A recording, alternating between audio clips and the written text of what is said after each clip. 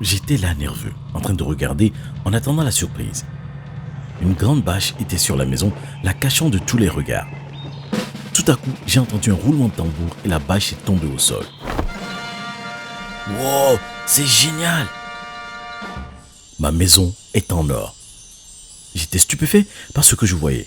Tout le monde autour de moi était stupéfait tout en applaudissant et en me félicitant.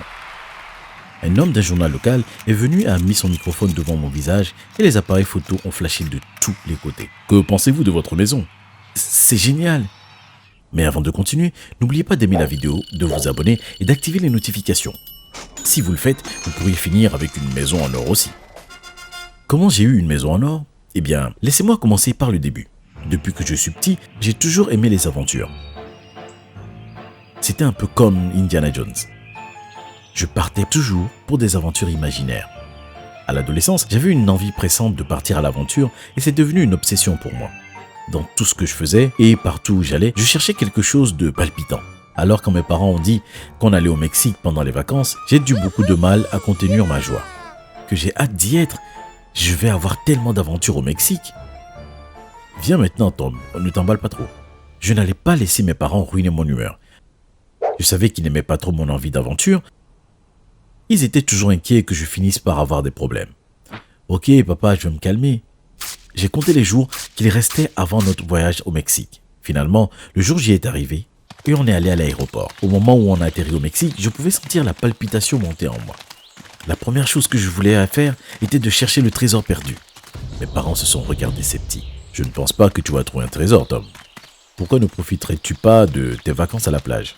Je n'allais pas les laisser me faire abandonner. Je les ai suppliés de me laisser partir seul et finalement, ils ont abandonné et m'ont laissé partir. Le lendemain matin, juste après le petit déjeuner, je suis parti avec ma carte et quelques provisions dans mon sac. J'avais fait quelques recherches avant de sortir et je savais exactement où je voulais aller.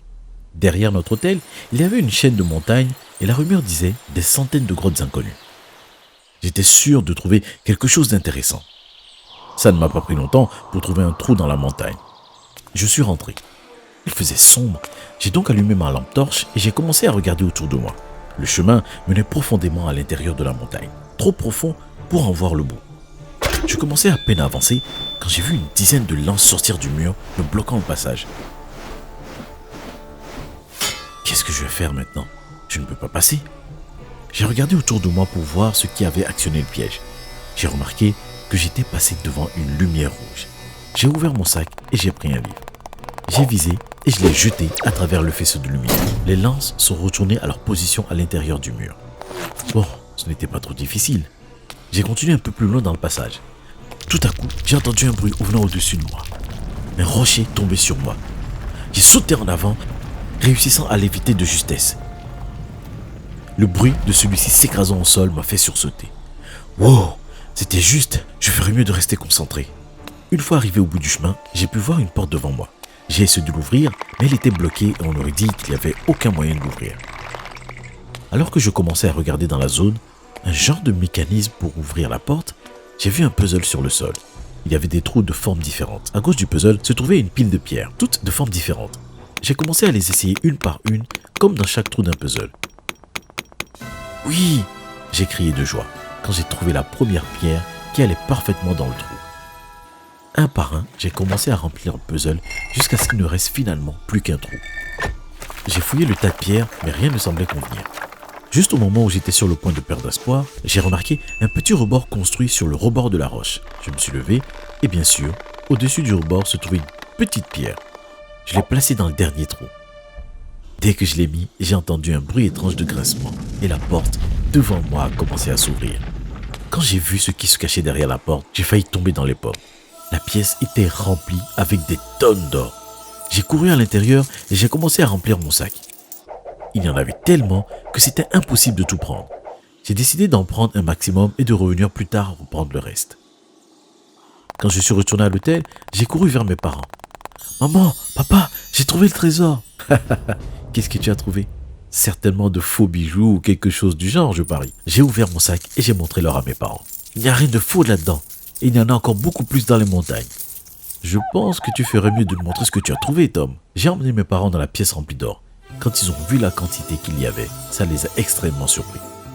Tom, n'en parle à personne. On va s'occuper de tout. Oui, bien sûr, papa. Mes parents y sont retournés le jour suivant avec une équipe de travailleurs. Ils ont fondu tout l'or et l'ont transporté hors de la montagne. Une fois tout sorti, ils ont tout arrangé pour que ce soit envoyé chez nous. Mais même s'ils ont réussi à passer sous les radars, ils ont rencontré un problème. Où est-ce qu'ils allaient le stocker? C'est en regardant l'émission de télé d'un personnage qui vivait dans une maison faite de fromage qu'une idée m'est venue. J'ai dit à mes parents ce que je pensais. On devrait faire une maison en or. Personne ne posera de questions d'où vient l'or. Ils penseront sûrement qu'on essaie de battre un record ou quelque chose du genre. Ça a l'air d'être une bonne idée, Tom. On va faire une grande annonce. Parle-en à tout le monde. Bonne idée. Personne ne soupçonnera quoi que ce soit si nous parlons de notre projet. C'est donc ce qu'on a fait. Mon père a rassemblé une équipe pour nous suivre dans notre parcours. Ils ont filmé chaque détail. Les constructeurs sont venus et ils ont commencé à construire la maison avec notre or. Une fois après, mon père a dit à tout le monde que ce grand événement se passera en direct à la télé. Finalement, le jour J est arrivé. J'étais debout à côté de mes parents dans le jardin en attendant que la bâche qui recouvrait notre maison soit enlevée. Un roulement de tambour et waouh, la bâche est tombée au sol. Les flashs venaient de toutes les directions alors que les équipes de journalistes et les caméramans prenaient les premières images de la maison en or. Félicitations, je n'ai jamais vu quelque chose comme ça de toute ma vie. Waouh, que pensez-vous de votre maison? C'est magnifique. Finalement, les derniers journalistes ont plié bagages et sont partis. On a passé des heures à répondre à leurs questions et à poser pour des photos. Eh bien, qu'est-ce que vous attendez? C'est le moment d'entrer dans notre nouvelle maison. J'ai suivi mes parents à l'extérieur. C'était aveuglant. Tout était fait d'or. Les murs, les portes, les placards et même les lits. À vrai dire, c'était un peu trop. Mais on l'avait fait, alors maintenant, on devait vivre là. Environ une semaine après avoir déménagé, la sœur de mon père et sa famille sont venus nous voir. Ils étaient bouche bée quand ils sont venus à l'intérieur de la maison. C'est quelque chose de nouveau. Je n'avais jamais pensé qu'il y aurait autant d'or. Mes deux cousins sont devenus fous quand ils ont vu tout cet or. Ils ont commencé à courir partout et en se poussant l'un l'autre. Tout à coup, l'un d'eux a poussé son frère tellement fort qu'il a volé contre le mur et il faisait un grand bruit. J'ai été choqué quand j'ai vu le trou. J'ai regardé mes parents pour voir s'ils avaient vu la même chose que moi. Je pense que oui, car leur visage était défiguré par le choc. Le trou dans le mur montrait que sous la couche d'or, il n'y avait que du plâtre ordinaire. Mon père est venu vers le mur et a commencé à le détruire. Je n'arrive pas à y croire. La maison est construite comme les autres. Il n'y avait qu'une fiche couche d'or sur les murs. Alors où est l'or? J'aimerais bien le savoir aussi. Ça ne nous a pas pris longtemps pour découvrir que le reste de la maison était pareil. Et pas seulement ça, la peinture dorée n'était pas du vrai or. C'était une fausse peinture dorée. Écoute, on ne veut pas le dire à qui que ce soit. On va faire quelques recherches et essayer de découvrir ce qui s'est passé. Mes parents ont commencé à vérifier l'équipe de travailleurs qu'ils avaient embauchée. Quelqu'un de l'équipe doit savoir où se trouve l'or et je compte bien savoir qui. Qu'est-ce que tu vas faire, papa? Laisse-moi faire, je vais m'en occuper. Le lendemain, mon père est parti tôt de la maison. Il n'a rien dit ni à moi, ni à ma mère de là où il allait. Les heures sont passées alors qu'on attendait son retour. J'espère qu'il n'a pas de problème. On ne sait pas de quoi son équipe est capable. Mais quand mon père est rentré, on avait été surpris de voir qu'il y avait un homme avec lui. L'homme avait les mains attachées derrière le dos et mon père l'a poussé sur une chaise. Maintenant, dis-nous où est notre or. Je ne sais pas. Ne mens pas. Dis-le maintenant ou tu vas le regretter. Ok, je vais tout dire. Ne me faites pas de mal. Dépêche-toi. Dis-nous ce que tu as fait. Quelqu'un nous a contactés et nous a dit que si on l'aidait, alors il nous donnerait beaucoup d'argent. Qu'est-ce qu'il a demandé? Il nous a dit qu'on devait construire une maison normale et la peindre avec une fausse peinture dorée et qu'on lui donne l'or. C'est ce qu'on a fait. Qui est cet homme? Quel est son nom? Il s'appelle Brian Evergreen. Mes parents se sont regardés surpris. Je n'avais jamais entendu ce nom avant, mais en voyant mes parents, ils avaient l'air de savoir qui c'était. Papa, c'est qui? Brian était un collègue de travail. On a travaillé ensemble sur, on va dire, quelque chose de pas très légal. Avant de pouvoir réagir à ce que mon père a dit, on a entendu un bruit assourdissant venant de l'extérieur. On a couru pour voir ce qui s'était passé et on n'arrivait pas à y croire. Une camionnette s'était écrasée contre la clôture de notre jardin. Je pouvais voir un homme sortir de la camionnette. Brian? J'ai regardé mon père. Donc ça doit être lui, Brian Evergreen. Relâche le gars que tu as enlevé maintenant, ou je vais dire au public que c'est toi et ton fils qui avez volé cet or sans le dire à personne. Et tu sais bien que c'est illégal. D'accord, on le relâche à une condition. Donne-nous 100 millions de dollars en échange. Je ne te donnerai rien.